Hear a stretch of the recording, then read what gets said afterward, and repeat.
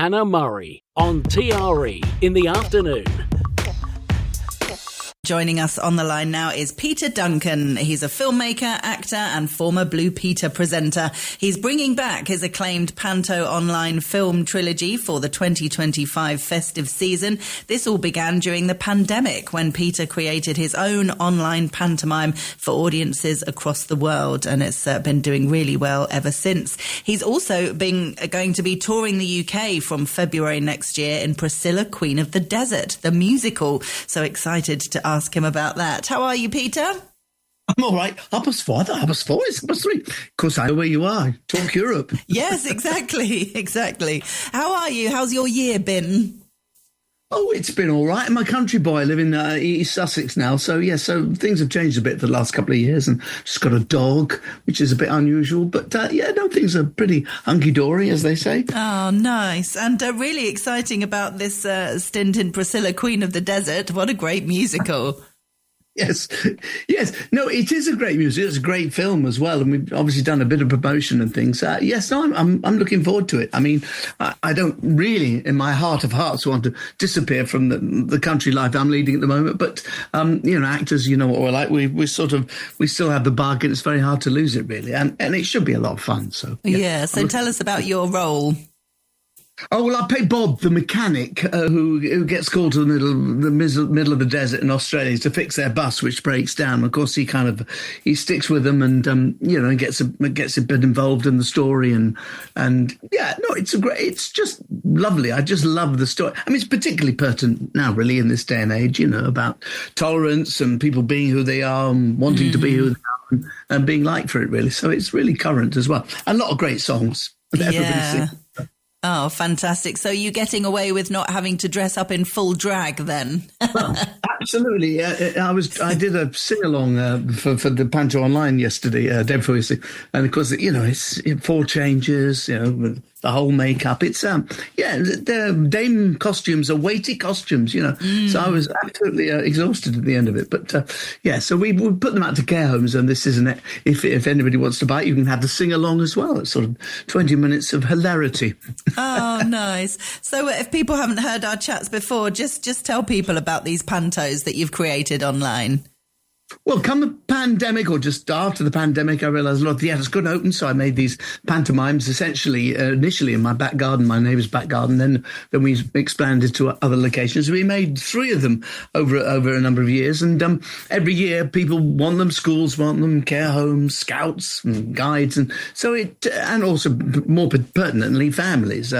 Can go on and have all 3, and it's easy to sign up. You just sign up and have a password. I'm just a streamer, really, of them now, and obviously do bits of publicity to remind people that they exist. And they work so well because they do mimic, I suppose, the experience you have in a theatre, where you can respond and you can sort of react as if you are in a theatre, really. And so they're very, very living. What's the word I'm trying to? They're very vivid. Yeah. If you like.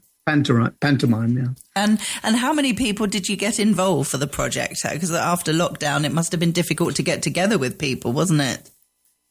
It was a bit. It was just sort of those in-betweeny bits where nobody quite knew what was going on. But obviously making films is more complicated than just popping it on in the theatre, because you need a crew, you need people to do all the post-production. And because they are essentially movies, and they went into cinemas as well. So they have a slightly different feel of production value, if you know what I mean. Can I say that? Yes, I suppose that's fair.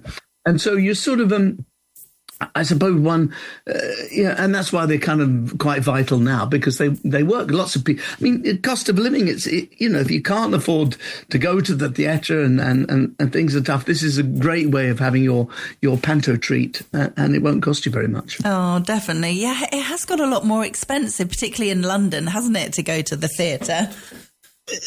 Well, yeah, I suppose it always has been. Yes, I mean, it's terrible. The theatre is, in some ways, for the elite and the people who've got a bit of dosh. But pantomime has always traditionally been for families. But take a family to the pantomime.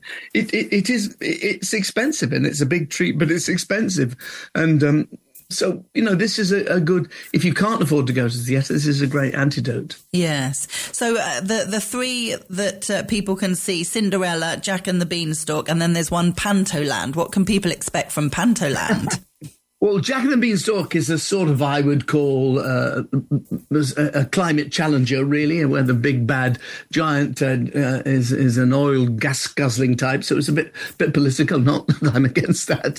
So it was Jack fighting against the gas guzzling giant. Cinderella was a bit more conventional, but it's a beautiful love story. Old.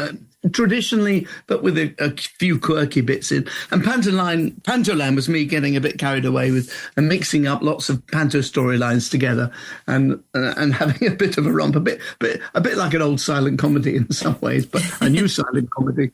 So there's lots of slapstick, lots of stuff. It's all the traditional things of pantomime. All three of them have slosh and slapstick, good storylines, lovely costumes, great songs, because the productions of the songs is quite an important aspect. All original, but they feel like you know them, sort of thing.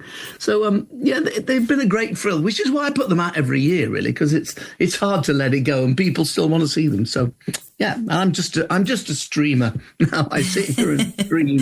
Oh, lovely! And when you put it all together, were you kind of putting on lots of different hats, both literally and metaphorically, doing lots of different things with the costume changes, or did you have a big team of people helping with editing and all that sort of thing?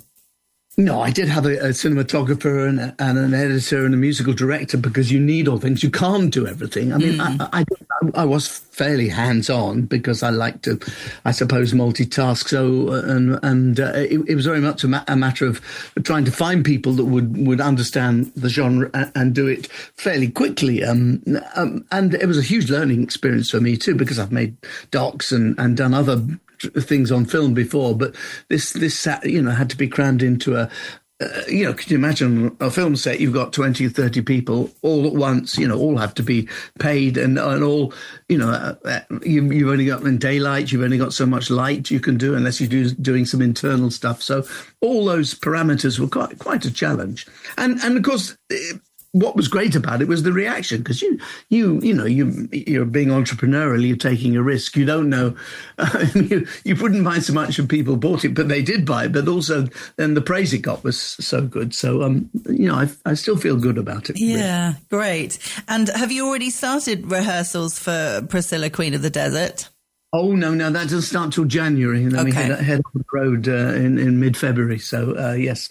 And has it been a while since you've been in a show like this, or is it something that you're used to? I've done lots of I had a kind of a pretty busy musical theatre career in the sort of over the years, really. They come and go, really. The parts have to be kind of right, like Barnum or Charlie Chaplin musicals or Me and My Girl. So, when something comes along and they want you and you want to do it, it really kind of, yes, it's a slightly different career to being a straight actor, which I suppose I am deep down, but musical theatre, you kind of got to be able to sing a bit. And it's more akin to being like a physical thing, a circus thing. You have to do stuff with your body, and as well as it requires lots of energy. So yeah, I love musical theatre. I think when it tells, like with the pantomime, when it tells a good story, it's a great thing that we have in our culture. And have you developed a system over the years for a best way for you to learn lines?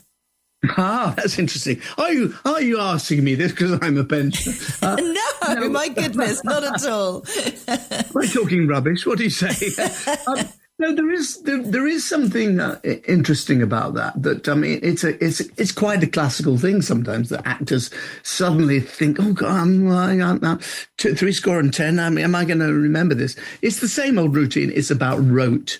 You learn your lines by repeating it, and in some ways, if you want to, I mean, I could get carried away with the story, but if you want to have lots of emotion, I would say I'm a bit of a method actor. Nobody would believe me, but I am, and so it's very important that you use your emotional experiences to affect what you're doing. So you're kind of meaning it, really. So yeah, when you sing a song, it's the same. Often people sing songs with enormous passion, and it's their feelings that they're projecting, and it works well, particularly in musical theatre. Yeah. You want the performance to come across as authentic, so it makes sense to draw on personal experience.